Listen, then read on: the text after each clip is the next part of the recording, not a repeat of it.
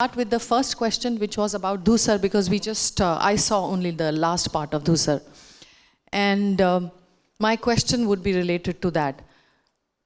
No big stars, no big locales, no songs, no big drama. How do you then make this content, something like Alzheimer's or dementia, interesting to watch? I think the question is to both of you because you write as well. Because I believe that there is no story that is bad. It's just how you tell that story.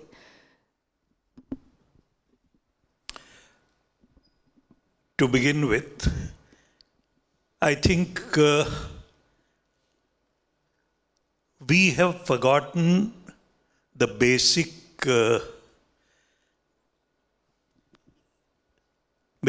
purpose of storytelling. We have been made to believe that all the elements that you mentioned, that big stars,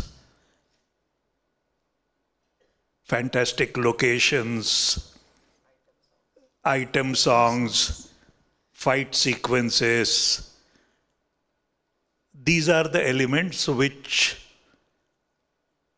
are essential for the story. Just to take it further slightly, we have been today, particularly the young generation,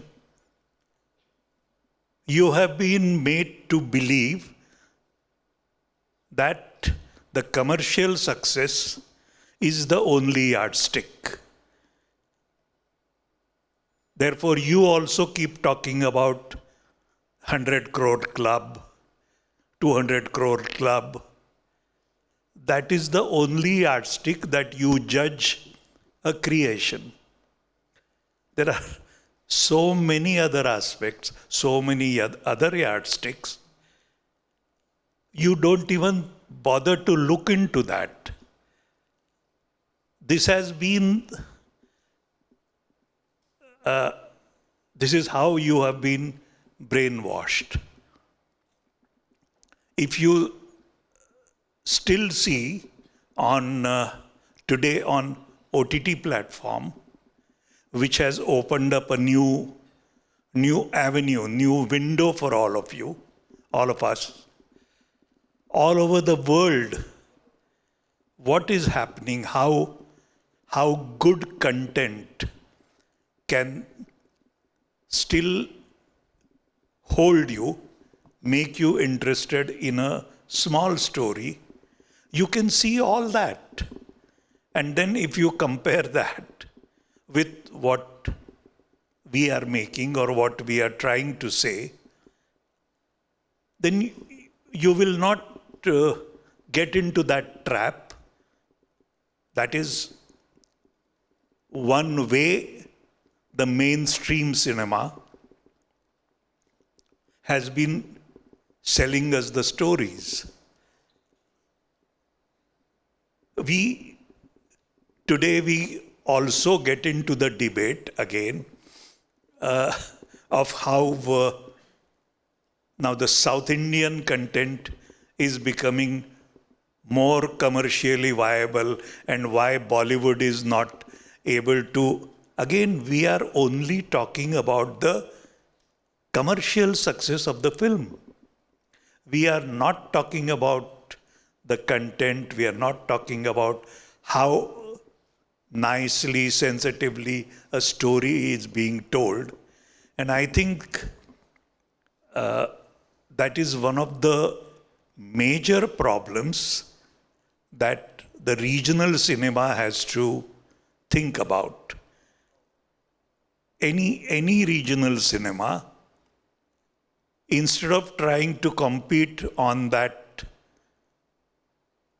only commercial yardsticks and commercial success of a film, if we stick to our own strengths, if we stick to our content, a good story, nice story coming from your own soil, will always be interesting and will always hold the interest of the audience if told well. Having said this, I think I'll ask Sandhya to talk about it, because Sandhya's contribution in this particular film, in all my last 8 films in fact, has been tremendous, and she can talk about this a little more. A few elements that you mentioned about mainstream cinema, which is songs and dance, the folklore. We're not necessarily allergic to that, but it all depends on a particular theme of the film. Like for instance, Dhusar, she expresses in poems and poetry, and she's a classical singer. So we have used that kind of music. Or in Paheli, I thought songs and dance are ethos of Rajasthani culture. So to get that cultural nuances, we use that. Or in Anahat, we used Dhrupad classical music, and that's the kind of sort of the core of the film. So what element we use in order to enhance the storytelling is something where our maturity as filmmaker, I think, comes through.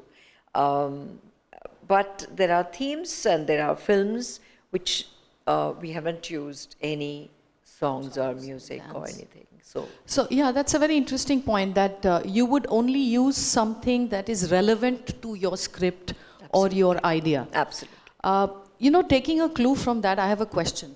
In the recent past, and a question for both of you, in the recent past, I've seen some OTT film series which use really bad language, even when it is not required. I'm saying this because where it's required, I can understand. Now, are they doing that, the filthy language that is being used, is because it's a cool thing to do? Because it surely in many places is not required. You know, very honestly, when it's not required is a very subjective thing. Right, yes. I mean, maybe we, because of our gray hair, probably age, whatever, you may not relate to the lingo of the youth. Having said that, of course, there is always an influence or attempt to influence the younger generation. So it is certainly a cool thing, or using cigarettes or something. I mean, if you want to smoke, smoke. You know, it's no big deal. There's nothing morally, whatever, involved in it. But being pretentious in anything is wrong. So if a theme requires vulgar language, so be it. So be it, I mean, yeah. In fact, I would prefer if somebody comes up with a very original vulgarity, then, you know... that's a new one. Yeah. Original vulgarity, yes. Using the same lingo, the same mainstream, whatever, depiction. In Oriya, for instance, I mean, I've heard hardcore fights on the street, and to me, it's excellent. I mean, really. Then, you know, being adoptive from some other culture. So that's what it's. It's wonderful. Would you want to say something on this, or should I go to my next question? If you would like to avoid it. Okay. In the last few years, we have seen the success of regional cinema. So there's no question whether regional cinema has come of age or no. That's a clear yes.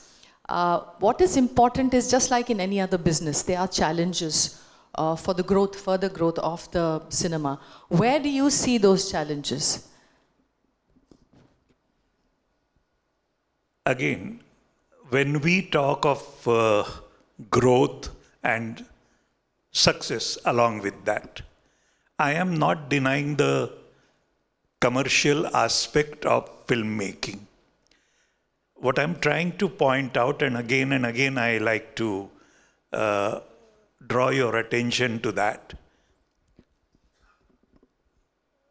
Suppose you make a film in 2 crores, 1.5 crores, that is, I think, the Udia budget, I am told. Yes. And if the film collects, say, 20 crores,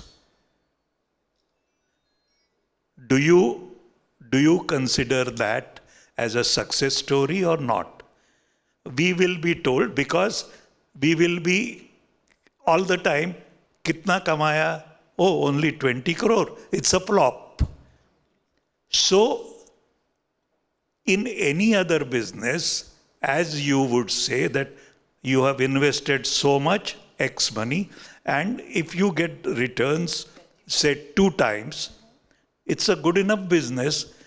Why should you be unhappy about it? Or why should you be apologetic about it?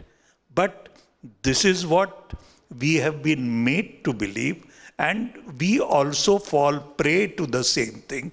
Therefore, regional cinema or even non-mainstream Hindi cinema, I always give some of those examples, like, say, a film like Pan Singh Tomar.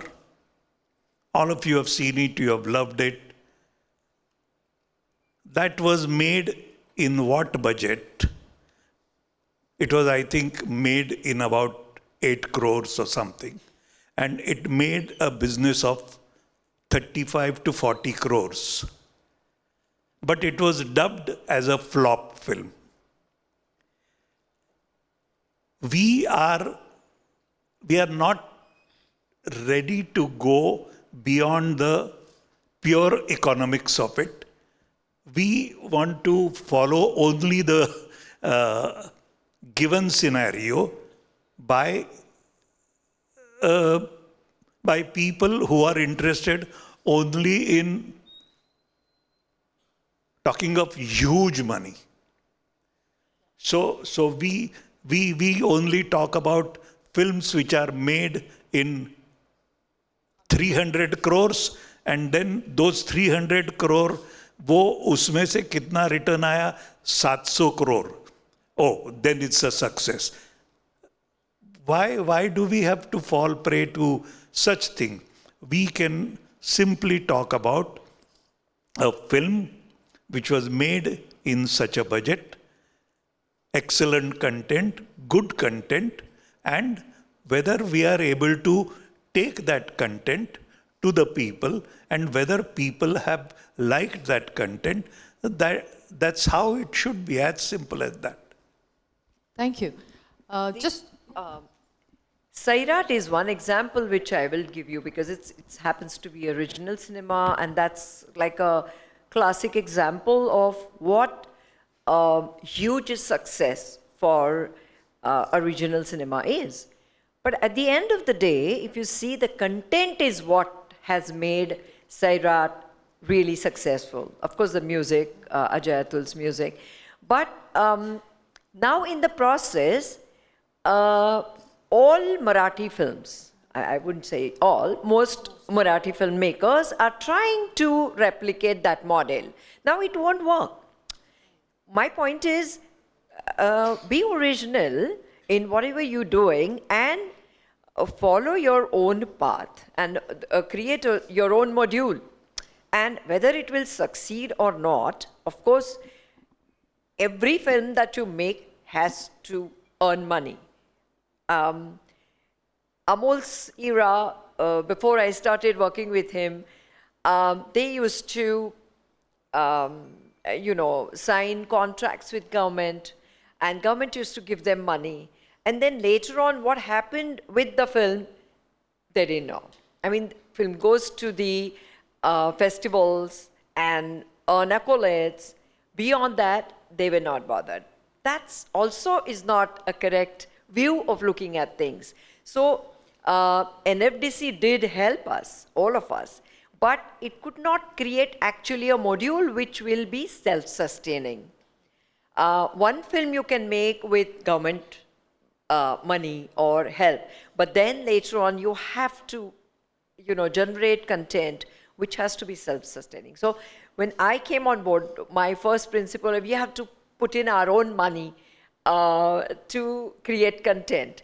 If we don't believe in our own content, then, It's unlikely people will believe. Exactly. And so we made Anahat. And And from that, we started. So I think it also the perspective with which you make film. Now, things are very easy now because the OTTs or many other producers will put in money. Point is the content and Absolutely, the way yeah. you do the storytelling. Absolutely. So just taking a clue from what you said about big budget cinema, in the past we saw the youth were attracted to Hindi cinema because of big stars, big budgets. In the recent past, we have seen some South Indian films with huge budgets, big stars, that have become blockbusters, the so-called, breaching the mark of 500 crores or whatever. While the South Indian cinema has done that, there has been some successes in the other regional cinema, but they have not been blockbusters.